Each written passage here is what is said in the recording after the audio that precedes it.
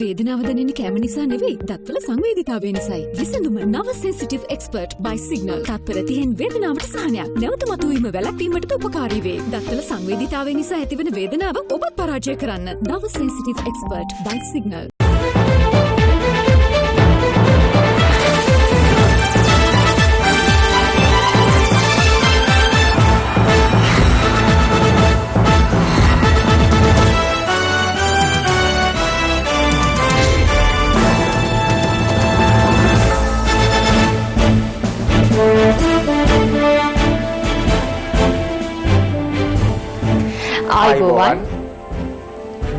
සියලු සමීක්ෂණ වාර්තා නැවත නැවතත් තහවුරු කළ ශ්‍රී ලංකාවේ අංක 1 ප්‍රවෘත්ති ප්‍රකාශය. පැත්ත ගියත් ඇත්ත කියන හිරු රාත්‍රී 9:55 ප්‍රධාන ප්‍රවෘත්ති ප්‍රකාශය සමගින් මම සමීර කපුකොටුව. මම ඉෂාරා දේවේන්ද්‍ර. මුලින්ම පුවත් සිරස්තල.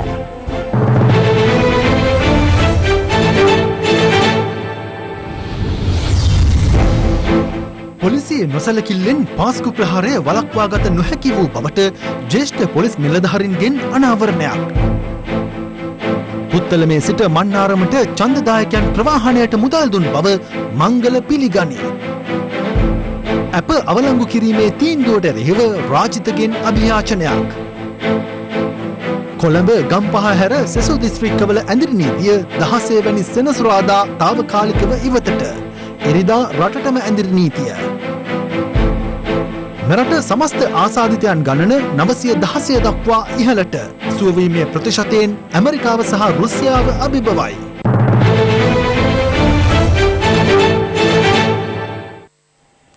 පාස්කු ඉරුදින එල්ල වූ ප්‍රහාරය වළක්වා නොගැනීම සම්බන්ධයෙන් ජාතික බුද්ධි සේවාව, අපරාධ පරීක්ෂණ දෙපාර්තමේන්තුව, ආරක්ෂක අමාත්‍යාංශය මෙන්ම පොලිස් දෙපාර්තමේන්තුවද ඍජුව වගකිව යුතු බව ජ්‍යෙෂ්ඨ නියෝජ්‍ය පොලිස්පති දේශබන්දු තෙන්නකෝන් මහතා පවසනවා. ඔහු මේ බව සඳහන් කළේ පාස්කු ප්‍රහාරය සම්බන්ධයෙන් සොයන ජනාධිපති පරීක්ෂණ කොමිෂන් සභාව හමුවේ අද සාක්ෂි ලබා දෙමින්. දවසේ පුවත පාස්කු ඉරිදා ප්‍රහාරය සම්බන්ධයෙන් සොයන ජනාධිපති පරීක්ෂණ කොමිෂන් සභාවේ කටයුතු ඊයේ ආරම්භ වුණේ මාස 2කින් පසුවයි. ජනාධිපති පරීක්ෂණ කොමිෂන් සභාව හමුවේ අද ප්‍රථමයෙන් සාක්ෂි ලබා දුන්නේ බස්නාහිර දකුණ බහර නියෝජ්‍ය පොලිස්පති වසන්ත වික්‍රමසිංහ මහතායි. ඔහු පසුගිය වසරේ අප්‍රේල් මාස 19 හා 21 අතර කාලයේදී බස්නාහිර උතුර බහරව වැඩ ආවරණය කරන නියෝජ්‍ය පොලිස්පතිවරයා ලෙසද කටයුතු කර තිබුණා. එම ප්‍රදේශීය බහරව කටයුතු කළ ජ්‍යෙෂ්ඨ නියෝජ්‍ය පොලිස්පති දේශබන්දු තෙන්නකෝන් මහතා එම දිනවල නිමාඩු ලබා තිබෙනවා. පාස්කු ප්‍රහාරය සම්බන්ධයෙන් තොරතුරු දැක්වෙන ලේඛනයක් මුලින්ම ලැබුණේ කවදාදැයි කොමිෂන් සභාව වසන්ත වික්‍රමසිංහ මහතාගෙන් විමසුවා. ඔහු සඳහන් කළේ තොරතුරු සඳහන් ලේඛනයක් 2019 4 වැනි මාස 9 වැනි දින VPN තාක්ෂණය ඔස්සේ තමන්ට ලැබුණු බවයි. අදාළ ලේඛනයේ දිවයිනේ කතෝලික දේවස්ථාන කිහිපයකට සහ ඉන්දියානු මහ කොමසාරිස් කාර්යාලයට මරාගෙන මැරෙන ප්‍රහාරයක් එල්ල කරන බවට තොරතුරු සඳහන්ව තිබූ බව ඔහු වැඩිදුරටත් සඳහන් කළා. අදාළ ලේඛනයේ සහරාන් හෂිම් සහ මොහොමඩ් රිල්වාන් යන අයගේ නම්, හැඳුනුම්පත් අංක සහ ඡායාරූපද අන්තර්ගතව තිබූ බවත් නියෝජ්‍ය පොලිස්පතිවරයා පැවසුවා.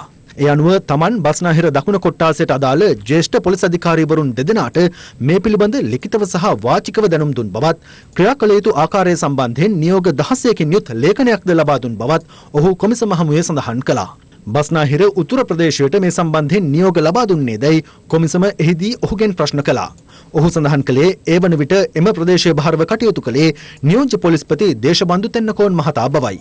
මෙවැනි ප්‍රහාරයක් සම්බන්ධ ලේඛනයක් පොලිස් දෙපාර්තමේන්තුවට ලැබී තිබියදීත් දේශබන්දු තෙන්නකෝන් මහතාට නිවාඩු අනුමත වූයේ කෙසේදයි කොමිසම ප්‍රශ්න කළා. වසන්ත වික්‍රමසිංහ මහතා ඊට පිළිතුරු දෙමින් සඳහන් කළේ නිවාඩු අනුමත කරන්නේ පොලිස්පතිවරයා බවයි. කොමිසම කළ ප්‍රශ්න කිරීම්වලදී නියෝජ්‍ය පොලිස්පතිවරයා සඳහන් කළේ දේශබන්දු තෙන්නකෝන් මහතා බස්නාහිර උතුර පොලිස් අධිකාරීවරුන් දෙදෙනෙකුට අදාළ ලිපිය පිළිබඳ ක්‍රියා කරන්නයි නියෝග කර ඇති බවයි. මෙහිදී නියෝජ්‍ය පොලිස්පති වසන්ත වික්‍රමසිංහ මහතා වැඩිදුරටත් සඳහන් කළේ 2019 අප්‍රේල් මාස 20 වැනි දින පස්වරු 7ට පමණ ජ්‍යෙෂ්ඨ නියෝජ්‍ය පොලිස්පති නන්දන මුණසිංහ මහතා තමා අමතා සහරන්ගේ ප්‍රහාරය සම්බන්ධයෙන් ලැබී ඇති ලේඛනයේ තොරතුරු තහවුරු වී ඇතැයි රාජ්‍ය බුද්ධි සේවාවේ අධ්‍යක්ෂ නිලන්ත ජයවර්ධන මහතා පැවසූ බව සඳහන් කළා. ක්ෂණිකව ක්‍රියාත්මක වූ තමා බස්නාහිර උතුර කොට්ටාසේ පොලිස් අධිකාරීවරුන් අමතා ක්‍රිස්තියානි දේවස්ථාන වෙත අවි සහිතව ආරක්ෂාව ලබා දෙන්නයි උපදෙස් දුන් බවද ඔහු සඳහන් කළා. කෙසේ වෙතත් පසුගිය වසරේ අප්‍රේල් මාස 21 වෙනිදා කොච්චිකඩේ සහ කටුවපිටිය දේවස්ථානවලට බෝම්බ ප්‍රහාර එල්ල කර ඇති බවට තමා රූපවාහිනියෙන් දුටු බවත් නියෝජ්‍ය පොලිස්පති වසන්ත වික්‍රමසිංහ මහතා සඳහන් කළා. එහිදී ජනාධිපති කොමිසම විමසුවේ පොලිස් දෙපාර්තමේන්තුව තුළ sannivedanaya සඳහා තාක්ෂණික ක්‍රමවේදයන් රැසක් තිබියදී අදාළ පිපිරීම දැනගත්තේ රූපවාහිනියෙන්ද යන්නයි. තමන්ට කිසිදු පොලිස් නිලධාරියෙක් ඒ පිළිබඳ දැනුම් නොදුන් බවත් පැවති තත්ත්වය නිසා එම පණිවුඩය මගහැරී යන්නට ඇතැයි තමා විශ්වාස කරන බවත් එවිට නියෝජ්‍ය පොලිස්පතිවරයා සඳහන් කළා. නියෝජ්‍ය පොලිස්පති අජිත් රෝහණ මහතා පසුව තමන් අමතා අදාළ සිද්ධිය සම්බන්ධයෙන් පොලිස් අධිකාරීවරුන් ක්‍රියාත්මක වී නොමැති බවත් ක්‍රිස්තියානි දේවස්ථාන වෙත කිසිදු විශේෂ ආරක්ෂාවක් යොදවා නොතිබූ බවත් සඳහන් කළේ යයිද ඔහු කොමිසම හමුවේ පැවසුවා.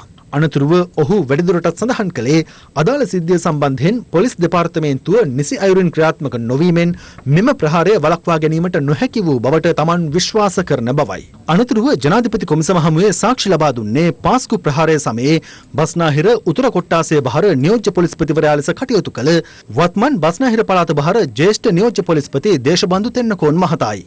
නීතිපති දෙපාර්තමේන්තුව වෙනුවෙන් පෙනී සිටි රජයේ ජ්‍යෙෂ්ඨ අධිනීතිඥවරයා ඔහුගෙන් විමසා සිටියේ 2019 අප්‍රේල් මාස 9 වෙනි දින ලැබුණු ලිපිය සම්බන්ධයෙන් ප්‍රමුඛත්වයක් දී ක්‍රියා නොකළේ මන්ද යන්නයි. දේශබන්දු තෙන්නකෝන් මහතා සඳහන් කළේ යුද්ධය පැවති සමයේදී පවා මෙවැනි බුද්ධි තොරතුරු සම්බන්ධයෙන් ක්‍රියා කළ ආකාරයක් පැවතියත් අදාළ ලිපිය සම්බන්ධයෙන් බුද්ධ්‍යංශ නිසි ක්‍රමවේද අනුගමනය නොකළ බවයි. බුද්ධ්‍යංශ ලබා දුන් ලිපියේ නිශ්චිත භාවය සම්බන්ධ ගැටලුවක්ද පැවති බවත් නිශ්චිත ස්ථානයක් දිනයක් හෝ වේලාවක් සඳහන්ව නොතිබූ බවත් දේශබන්දු තෙන්නකෝන් මහතා කොමිසම හමුවේ සඳහන් කළා.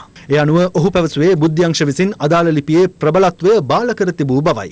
දේශබන්දු තෙන්නකෝන් මහතා කොමිසම හමුවේ පැවසුවේ මෙවැනි බුද්ධි තොරතුරු ලැබුණු මීට පෙර අවස්ථාවන් වලදී පොලිස්පතිවරු ආරක්ෂක ලේකම්වරු ගත යුතු ක්‍රියාමාර්ග සම්බන්ධයෙන් තමන්ට ඍජුව යම් යම් නියෝග ලබා දී ඇති නමුත් මෙම සිද්ධිය සම්බන්ධයෙන් එවැනි කිසිවක් සිදු නොවූ බවයි.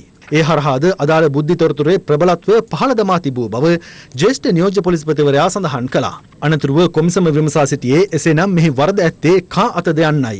ඊට පිළිතුරු දෙමින් දේශබන්දු තෙන්නකෝන් මහතා සඳහන් කළේ ඉන්දිය රෝ බුද්ධ සේවාව විසින් 2019 ජනවාරි 23 වෙනිදා වන විට සියලු තොරතුරු ලබා දී තිබියදීත් ක්‍රියාත්මක නොවීම පිළිබඳ පැහැදිලි වරද ඇත්තේ ජාතික බුද්ධ සේවාවේ අපරාධ පරීක්ෂණ දෙපාර්තමේන්තුවේ සහ ආරක්ෂක අමාත්‍යාංශයේ බවයි. එමෙන්ම තමන් නියෝජනය කරන පොලිස් දෙපාර්තමේන්තුවේද ඉහළ සිට පහළ දක්වා සියලු නිලධාරීන්ද මේ සම්බන්ධයෙන් ඍජුව වගකිව යුතු බව දේශබන්දු තෙන්නකෝන් මහතා සඳහන් කළා.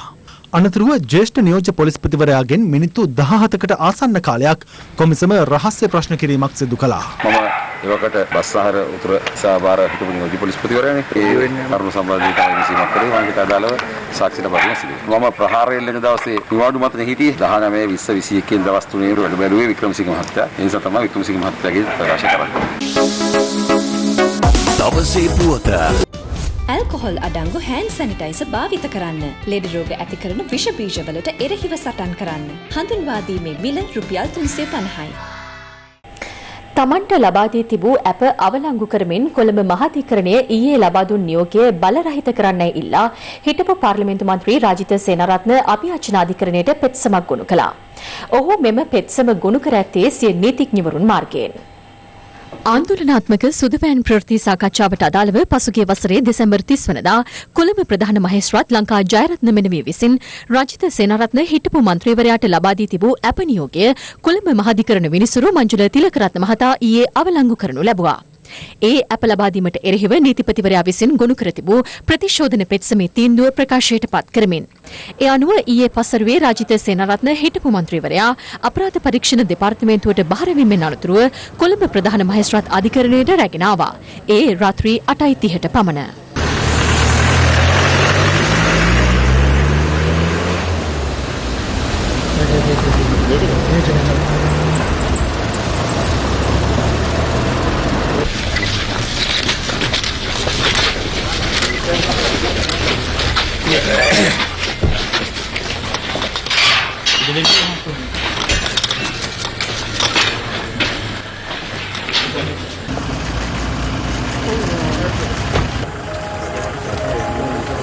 එහිදී රාජිත සේනාරත්න හිටපු මන්ත්‍රීවරයා වෙනුවෙන් පෙනී සිටි නීතිඥයන් අධිකරණයට දන්වා සිටියේ මහාධිකරණය මගින් ලබා දී තිබූ ඇප අවලංගු කළද රක්ෂිත බන්ධනාගාරගත කරන ලෙස නියෝග කර නොමැති බවයි.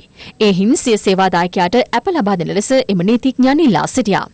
කෙසේ වෙතත් නීතිපති දෙපාර්තමේන්තුව වෙනුවෙන් පෙනී සිටි නියෝජ්‍ය සොලිසිටර් ජෙනරාල් දිලීප පීරිස් මහතා එම ඉල්ලීමට දැඩිව විරුද්ධත්වය පළ කළ අතර ඔහු සඳහන් කළේ සැකකරු අවම වශයෙන් දින 14ක් රක්ෂිත බන්ධනාගාරගත කළ යුතු බවටයි. මහාධිකරණය විසින් මීට පෙර ලබා දී තිබූ ඇප නියෝගය අවලංගු කර ඇති හින් සැකකරු අද්දින අධිකරණය හමුවේ පෙනී සිටින්නේ පසුගිය වසරේ දෙසැම්බර් 30 වනදාට පෙර රක්ෂිත බන්ධනාගාරගත කිරීමට නියෝග කෙරුණු සැකකරුවෙකු ලෙස බව නියෝජ්‍ය සොලිසිටර් ජෙනරාල්වරයා එහිදී අවධාරණය කළා.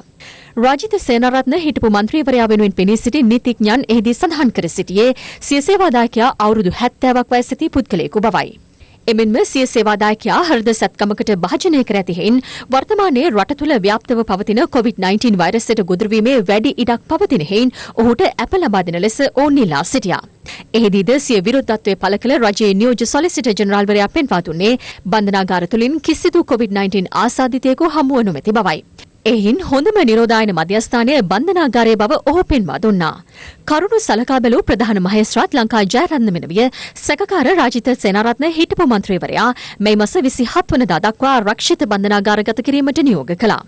අධිකරණ භූමියෙන් පිටතට රැගෙන ආ රාජිත සේනාරත්න හිටපු මන්ත්‍රීවරයා නිරෝධායනය සඳහා මීගමුව පල්ලන්සේන තරුණ වරදකරුවන්ගේ විශෝධන මධ්‍යස්ථානය වෙත යොමු කෙරුණා.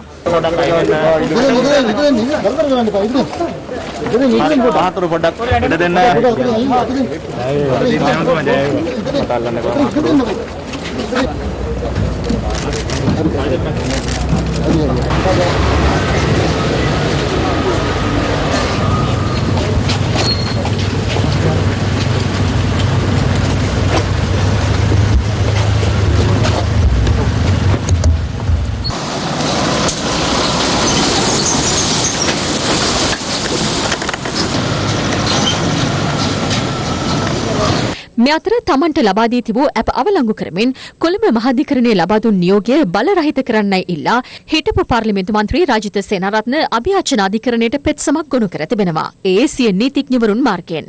රාජිත සේනාරත්න හිටපු මන්ත්‍රීවරයා වෙනුවෙන් පෙනී සිටි නීතිඥ ගුණරත්න වන්නිනායක මහතා සඳහන් කළේ මහේස්ත්‍රාත් අධිකරණය විසින් මීට පෙර ඇප ලබා දීමේ නියෝගය නීතිපති දෙපාර්තමේන්තුව විසින් නිසි ලෙස අධ්‍යයනය කිරීමෙන් තොරව මහාධිකරණය හමුවේ පෙත්සමක් ගොනු කර ඇති බවයි. හිටපු පාර්ලිමේන්තු මන්ත්‍රී රාජිත සේනාරත්න රක්ෂිත බන්ධනාගාරගත කිරීම සම්බන්ධයෙන් පක්ෂ විපක්ෂ දේශපාලඥයන් ඇතුළු පාර්ශව රැසක් මෙලෙස අදහස් පළ කළා. රාජිත සේනාරත්න ඇමතුමා අධ්‍යක්ෂණය කරපු පිටපත රචනා කරපු මහා දැවැන්ත ත්‍රාසය භීතිය කුතුහලය ඇති කරපු චිත්‍රපටයේ අවසාන ජවනිකාව ඊයේ වෙනකොට නරඹන්නට අපි සීලු දෙනාට හැකියාව ලැබුණා. මේ ජවනිකාවත් එක්ක සීලු දෙනාටම දැනගැනීම පිණිස මම එතුමා කරපු ප්‍රකාශයක් මාධ්‍යයට නිකුත් කරනවා. හිරේ යන අවුරුද්ද සහෝදරි මතක තියාගන්න. මේ අවුරුද්ද ඉවර වෙනකොට රාජපක්ෂ ඇඩ්‍රස් කොහෙද? වැලිකඩ හිරගෙදර. තමුන්නාන්සලට ඇඩ්‍රස් වරදින්නේ නැහැ. හිතපු ගමන් පොඩි පෝස්ට් කාඩ් එකක් දාලා සනීපද කියලා. සනීපද කියලා. හිටපු ඇමතුමා දැන් සනීප. ප්‍රෝති සාකච්ඡාවක් පැවැත්වුවා කියලා. ඒ ප්‍රෝති සාකච්ඡාවේදී වෙන පුද්ගලයෝ දෙන්නෙක් යම් අසත්‍යයක් කිව්වා කියලා ඒ කාරණේ මත අත්අඩංගුවට ගන්න ආණ්ඩුවට තියෙන උවමනාව පරිගැනීමේ චේතනාවෙන් යුතු උවමනාවක්. මේ පුවත්පත් සාකච්ඡාව උතුරේ පුවත්පත්වල පහුවෙන්දා උදේ හෙඩ්ලයින් වල තිබුණා. ඉතින් ඒකෙන් සම්පූර්ණයෙන්ම ද්‍රවිඩ ජනතාවත් මුස්ලිම් ජනතාවත් විශාල භීතියකටපත් වුණා. මේක ඊටාම වැරදි සහගත ක්‍රියාවක්. ඒ අයට විරුද්ධව දඬුවම් පැමිණීම අනිවාර්යෙන් කළ යුතු කාරණයක්. රාජිත සේනාරත්න මහත්මයාට ජනාධිපතිවරණයට කලින් උවමනා වුණා ගෝඨාභය රාජපක්ෂ ජනාධිපතිවරයාට එරෙහිව අපහාස කිරීමට මේ පුජ්‍යලයා නැව්ගත්තේ කොහොමද? ඖෂධ මාපියාව සම්බන්ධව හරියට විමර්ශනයක් කළොත් සදාකල් රාජිත සේනාරත්න මහත්මයාට හිරගත වෙලා ඉන්න වෙනවා. සමර්ථිත දූෂණ චෝදනා නිසා පල්ලස් කොමිෂමට එන්න කිව්වා, FCID කට එන්න කිව්වා. ඒ එක තැනකටවත් ගියේ නෑ බලේ පාවිච්චි කරලා. මේගොල්ලෝ වැඩේ වැරදුනාම පැනලා යනවා හොරෙන්. අන්තිමට කොටු වුණාම මේක අපේ මේ ආණ්ඩු පස්සේ වැඩක් කියලා තමයි කියන්නේ. ඉමුල් කතාවක් අල්ලගෙන හිටපු ඇමති කෙනෙක් පස්සෙන් එලවනවා. තනිකරම දේශපාලන පලි ගැනීමක් ලෙසයි මම මේක දකින්නේ. සුදුවන් කතාව. ඒකේ ප්‍රශ්නයක් තියෙනවා වෙන්න පුළුවන්. මොකද රාජිත් සේනාරත්නත් එක්ක වාඩි වෙච්ච කට්ටිය මාධ්‍ය හමුවට දැන් ඒගොල්ලෝ වෙන කතාවක් කියන හින්දා ප්‍රශ්නයක් තියෙනවා කියලා අපිට හිතෙනවා. මේ රටේ ඡන්ද දෙන්න හිටපු ලක්ෂ ගණන් ජනතාව භීතියටපත් වුණා. ඔවුන්ගේ ඇඟවල් වල තියෙන රෝම කූප කෙලින් වුණා මේ කිඹුලන්ට මේක දාන විදිය රාජ්‍ය මාධ්‍ය වලින් හැම වෙලෙම පෙන්නනකොට ඒක අනුව යුක්තිය පසින්දලීම සහ දිට්ඨ ධම්ම වේදනී අනුව සිද්ධ වෙන දේවල් වලට අපිට මොනවත් කරගන්න විදියක් නැහැ. වැරද්දක් කරලා තියෙනවා දඩුවම් දෙන්න ඕනේ. එළියම පේනවා දේශපාලන පරිගැනීම කියලා. ඇයි මෙතෙක් කල මෙහෙම ඉඳලා දැන් උසාවි ඇරියට අත්දැකීම් ගන්න පටන් ගත්තා. කිසිම දේශපාලන ඇඟිලි ගැසීමක් නැතුව අධිකරණයේ දීපු තීන්දුවක් විවේචනය කරන්න මං හිතන්නේ කිසි කෙනෙකුට අයිතියක් නැහැ. මේක ආණ්ඩුවෙන් කරපු එකක් නෙවෙයි. අධිකරණයේ මගින් ගත්ත තීන්දුවක් නේ. සජ්ජාතික පස්සේ එදා ඉඳන් මේමයි වල්ලාලි කුලප්පුණා මෙහෙම තමයි. රාජිත සේනාරත්න මහත්මයාගෙන් දැන් අපි අහනවා ඔබතුමාට සනීපද සැපද කියලා. අද රාජිත සේනාරත්න කිඹුලා බනිස් කමින් ඉන්න ඕන තැන ඉන්න. 2019 12 වෙනි මාසේ 27 වෙනිදා හිරු ප්‍රවෘත්ති විකාශය තුල ගියා මුබාරක් කියන වෛද්‍යවරයා සම්බන්ධව. ECG පරීක්ෂණ වාර්තාව යහපත් වෙලා තිබ්බා රාජිත සේනාරත්න මහතා. නමුත් අර මුබාරක් කියන වෛද්‍යවරයා රාජිත සේනාරත්න ලොකු ලෙඩෙක් කියලා පෙන්වන්න උත්සාහයක් දරුවා. ඒක නිසා රාජිත සේනාරත්නට ක්‍රියාත්මක වෙන නීතිය මේ වෛද්‍යවරයාට අනිවාර්යයෙන්ම ක්‍රියාත්මක වෙන්න ඕනේ. 60 බෙහෙත් පෙත්ත රුපියල් 60ට විකුණපු බාල ඖෂධ ගෙනල්ලා ඒ ඖෂධ වලින් ලාභ උපයපු රාජිත සේනාරත්න වගේ අය දඟගේ දාන එක නෙමෙයි කරන්න ඕනේ. අයථා විදියට උපයාස ගත්ත සියලු මුදල් රාජසන්තක කොට ජනතාවට සහන සැලසීම කළ යුතුයි. COVID-19 ආසාදනය වීමෙන් ඊයේ දිනය තුළ රෝගීන් 63 දෙනෙකු සුවය ලැබූ අතර ඒ අනුව සුවය ලැබූ සමස්ත සංඛ්‍යාව 445ක්. මේ අතර මෙරට කොවිඩ් ආසාදිතයන් සංඛ්‍යාව 900 සීමාව ඉක්මවා ගියා.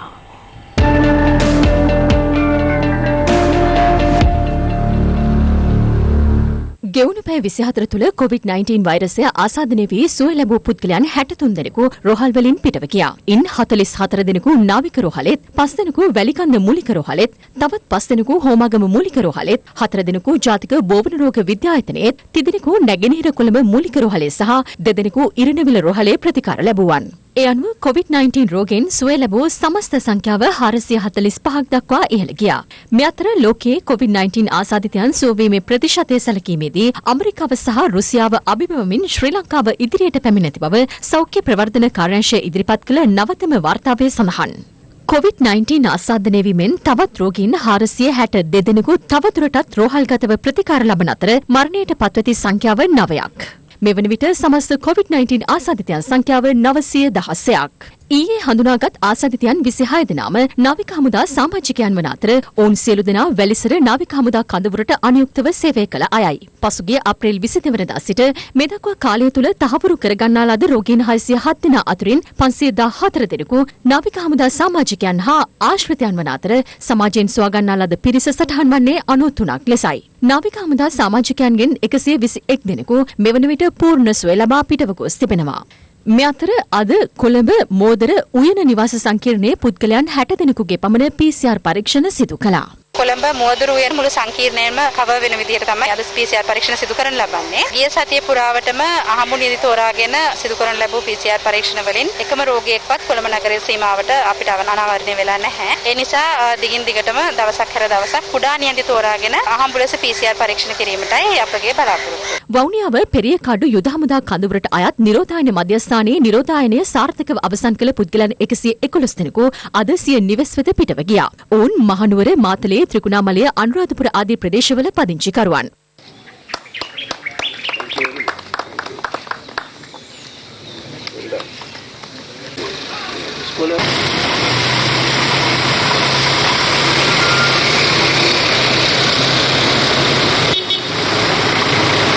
මිහින්තලේ නිරෝධායන මධ්‍යස්ථානයේ රැඳී සිටි 51 දෙනෙකුගෙන් යුතු කණ්ඩායමක්ද අද පිටව ගියේ නිරෝධායන කාලය සම්පූර්ණ කිරීමෙන් පසුවයි.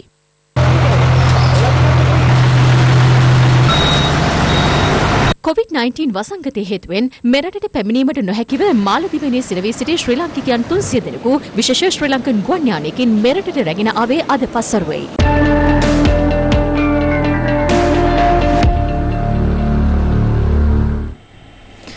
ලබන 17 වන ඉරිදා මුළු දිවයිනටම ඇඳිරි නීතිය ක්‍රියාත්මක වන බව ජනාධිපති මාධ්‍යංශය නිවේදනය කරනවා.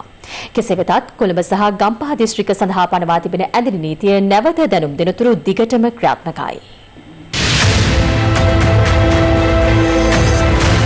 නිකුත් කළ නිවේදනයක දැක්වෙන්නේ කොළඹ සහ ගම්පහ දිස්ත්‍රික්ක සඳහා පනවා ඇති ඇඳිරි නීතිය අඛණ්ඩව ක්‍රියාත්මක වන බවයි.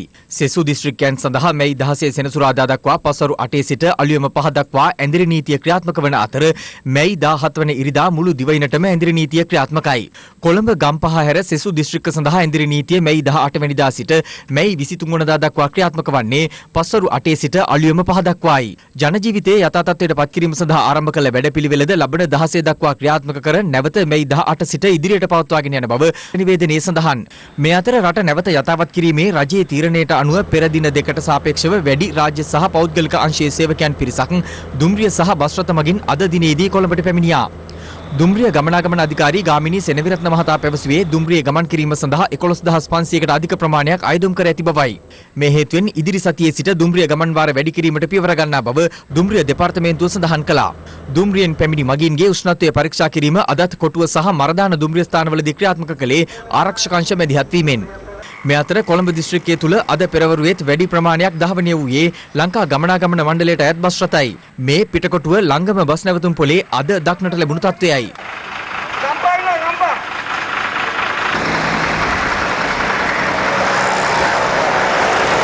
ඉදිරියේදී අපි සෞඛ්‍ය අංශ සමග සාකච්ඡා කරමින් පවතිනවා අඩුම අවදානම් තියෙන දිස්ත්‍රික්ක අතර ධාවන කටයුතු ආරම්භ කරන්නට. ඒත් අපිට ඉතුරු වෙන්නේ කොළඹ ගම්පහ කළුතර කියන ප්‍රදේශ.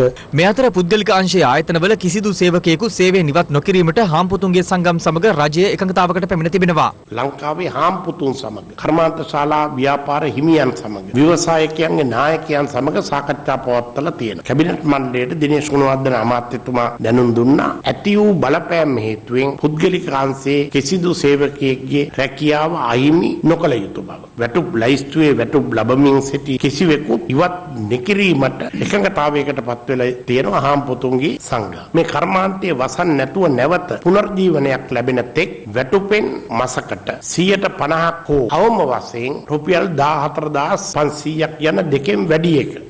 සෑම විදුලි පාරිභෝගිකයෙකු සඳහාම මාර්තු සහ අප්‍රේල් මාස සඳහා වෙන්වෙන් වශයෙන් විදුලි බිල්පත් නිකුත් කිරීමට ලංකා විදුලි බල මණ්ඩලයට සහ ලංකා විදුලි පුද්ගලික සමාගමට උපදෙස් දුන් බව විදුලි බල හා බලශක්ති අමාත්‍යාංශය නිවේදනය කළා. විශේෂ භාර අමාත්‍යවරයා සමග ඊයේ පැවති සාකච්ඡාවකදී උපදෙස් දී ඇත්තේ මාස දෙකක් සඳහා එක් විදුලි බිල්පතක් ලබා දී ඇති ස්ථානවල එම තත්වය වහාම වෙනස් කරන ලෙසටයි. එම මාස දෙකටම අදාළ විදුලි බිල්පත් සඳහා ගාස්තු ගෙවීම සඳහා මාසයක සහන කාල සීමාවක් ලබා දෙන බවද එම අමාත්‍යාංශය නිවේදනය කරනවා. මේ අතර අදත් කොළඹ සහ ගම්පහ දිස්ත්‍රික්කවල සුපිරි වෙළඳසැල්වල මත්පැන් අලෙවිසල් ඉදිරිපිට දක්නට තිබූ තත්ත්වයයි මේ. හැටන් නගරයේ ඇති මත්පැන් හල්වල තොග ඊයේ රාත්‍රිය වන විට අවසන් වී ඇති බව හැටන් සුරාබදු කාර්යාලයේ ස්ථානාධිපතිවරයා සඳහන් කළා.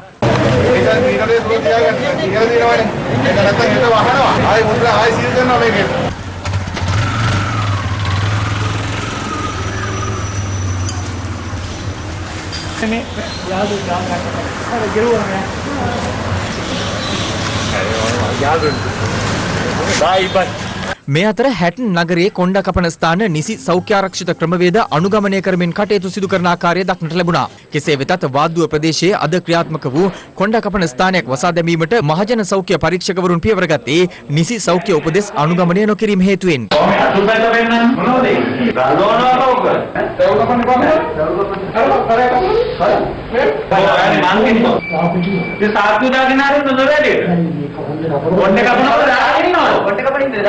මේක දෙකුණ අනායිට පායක දාන්න කියලා මෙයාලා දිනන එක මං ඊයේ මෙයා කොන්දේ අරගෙන යන්නේ ආයෙත් මෙයාට මාස්ටික දාලා නැහැ ඔයා මාස්ටර් දාන්න කපන්න බැහැ එහෙම කපන්න වෙනවා ආයෙත් වහලා දාන්න වෙනවා ජාතික හැඳුනුම්පතේ අවසාන අංකය 7 සහ 8 ලෙස සටහන් ඇති පුද්ගලයන්ට අද නිවෙස් වලින් බැහැරව යාමට අවසර හිමිව තිබූ අතර ඒ සම්බන්ධයෙන් පොලිසියේ දැඩි අවධානය යොමු වුණා. හෙට නිවසින් බැහැරව යාමට අවසර හිමිවන්නේ ජාතික හැඳුනුම්පතේ 9 සහ 0 සටහන් වූ පුද්ගලයන්ට පමණයි. කටුනායක ජාත්‍යන්තර ගුවන්තොටුපළේ නව පිටවීමේ පර්යන්තයේ මහජන ආලින්දය අද විවෘත කෙරුණා. මේ අතර ශ්‍රී ලංකන් ගුවන් සමාගම සීමිත ගුවන් ගමන් කිහිපයක් පසුගියදා ආරම්භ කළ අතර මගින් 96ක් රැගත් UL 503 දරන ගුවන් යානය ඊයේ රාත්‍රියේ ලන්ඩන් නගරයේ බලා පියාසර කළා.